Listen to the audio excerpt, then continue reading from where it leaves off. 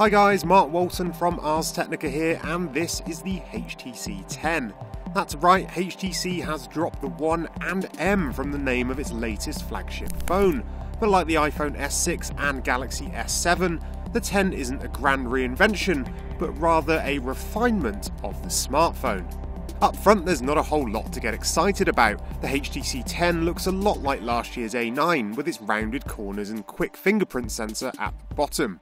HTC has dropped the logo from the front though, giving the 10 a super clean look. Plus, the capacitive back and multitasking buttons are back.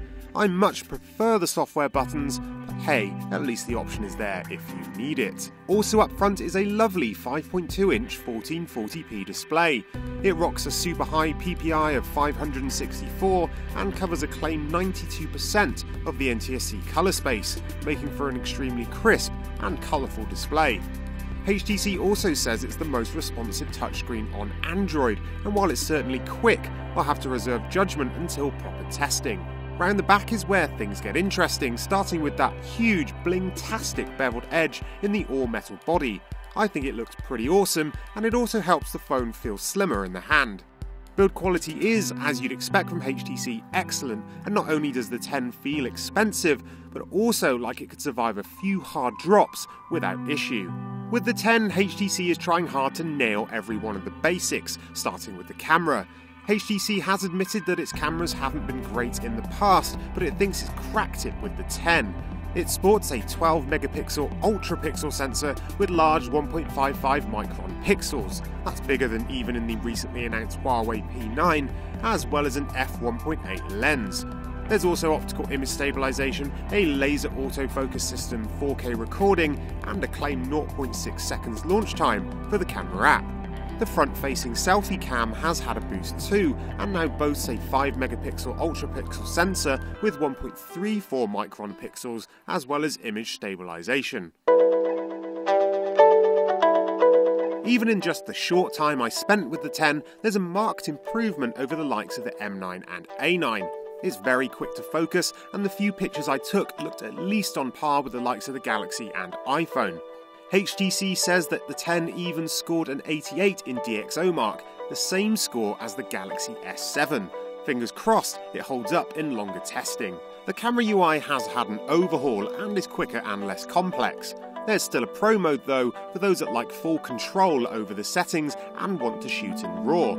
Those RAW photos can be viewed in Google Photos, which is now the default gallery app in the 10. Yes, HTC is removing duplicate apps from the HTC 10. No longer will you have to figure out whether to use the Gallery app or the Photos app, or whether HTC Calendar is better than Google Calendar. There will be just one app for each of the core functions, a mixture of HTC-made stuff and Google-made stuff. HTC Sense has also been given a material design overhaul and looks pretty much stock, a boon for those of us, myself included, that loathe the heavy-handed Android skins. As for the rest of the phone, there's USB Type-C on the bottom, volume and power on the right, and a headphone jack up top. There are a few surprises on the inside.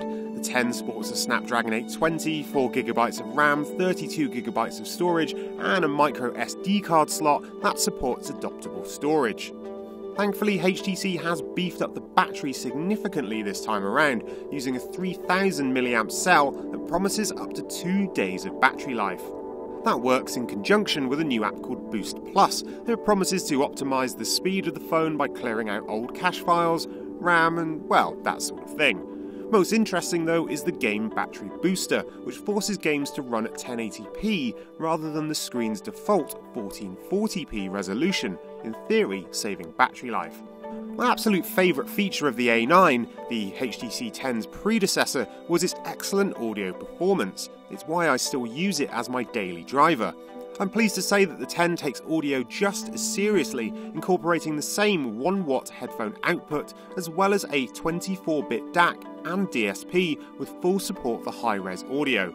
I tried it out with a few headphones, including a so-called high-res pair bundled with the phone, and it sounds excellent, driving even my quad driver headphones with ease. Oh, and while boom sound may be dead on the front of the 10, it does feature a separate tweeter at the top of the phone and a woofer in the bottom, which really does help with clarity when playing back audio through the speakers. So there you have it, the HTC 10. Not a groundbreaking phone, but perhaps the phone that HTC really needs right now. One that nails all the basics, wraps it up in a gorgeous all-metal body, and offers a near-stock Android experience. And hey, it even caters to audio nerds like me too. Ars Technica will have more on the HTC 10 soon, including a full review, release date and pricing. Don't forget to like this video if you want to see more from Ars, subscribe on YouTube and keep an eye on Ars Technica for a full review of the HTC 10 soon.